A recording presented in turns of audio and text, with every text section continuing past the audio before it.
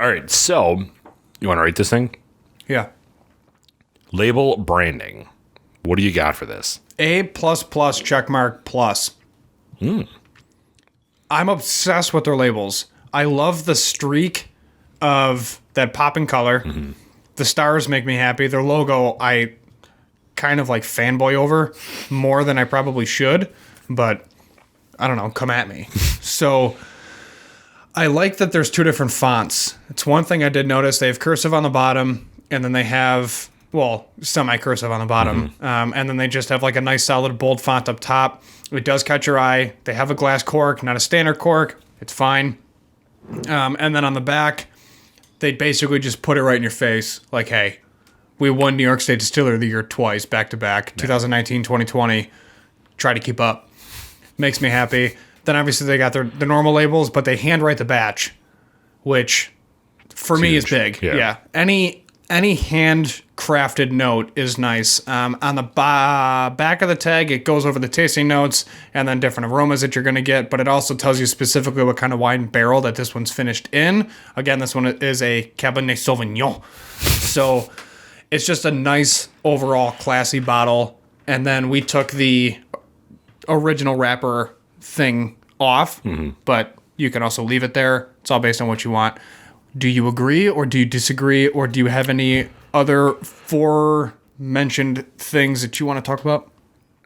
I agree. The thing that I like, we've talked about this, is that reflective thing at the bottom. This one is a special because this is called the Admiral's Collection, which is, Mike said, is finished in barrels. It's a secondary finishing process. Their regular barrel, their regular products have that same reflective strip there. I have a rye in my basement. We've done the Icebreaker and the Captain's Flask. All of them had reflective. It's just, it really catches your eye. And if you haven't watched the interview, go back and watch it, or it's coming up actually in this section. So if you are interested in hearing more about this, they really focused on marketing first when they were developing their whole logo and brand. So it's interesting to see how they kind of tailored it around what catches the eye, which I think they did a great job of. The other thing that I would like to talk about is the color of this is beautiful. Yeah, it is. It's a dark copper, and I love it. And that might be because of the wine barrel, but it's beautiful. So yeah, what was it? A++ checkmark plus? Yeah. Nailed it. All right, nose.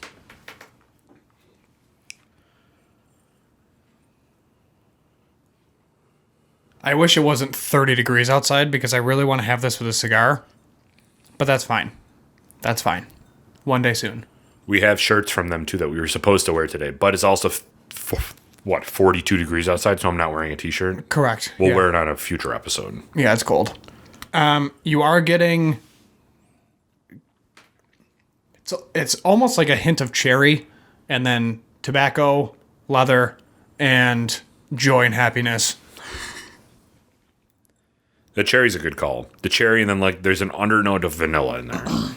Yeah, I agree. Mm-hmm. So nose, I'm gonna go A+. A+. I like it. Initial taste.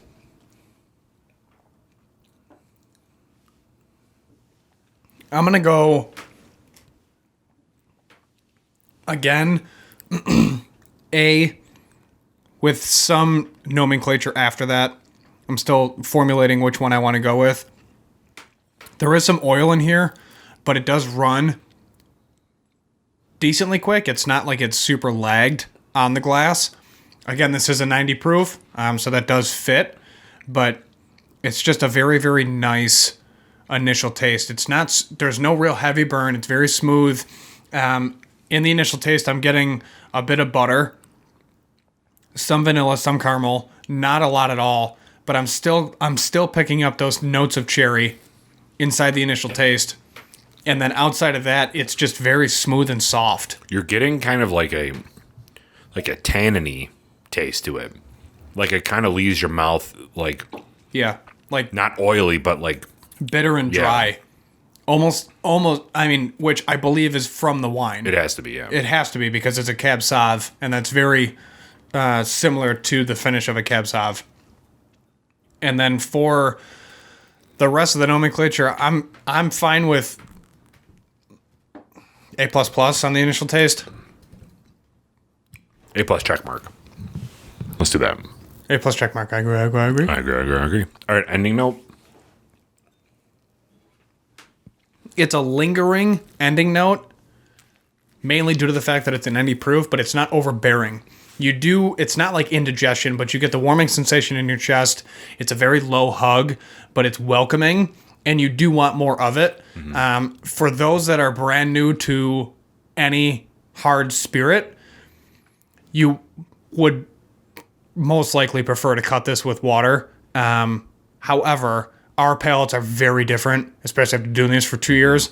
So we can take that, we can handle it. Other people going into it, they might make the ugh face at first, and then they realize like, oh, there are some undertones that I can kind of pick up. So I think that's worth mentioning, especially if somebody does want this. This has been lingering for like about 25 seconds at this point. It's long. But it's so nice, and it's warming. Again, I can have this year round. It's perfect when it's 30 out. And then it's also nice in the summer, especially if you do like just a splash of water. I wouldn't douse this thing, but by any means. But yeah, 1 to 3 drops, depending on how much is in the glass. Totally fine with. Yeah, what's interesting is this isn't sweet. No. Like, you can't taste any of the corn in here.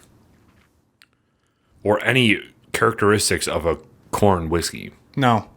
You get some, like, maltiness to it, but it's not anything crazy.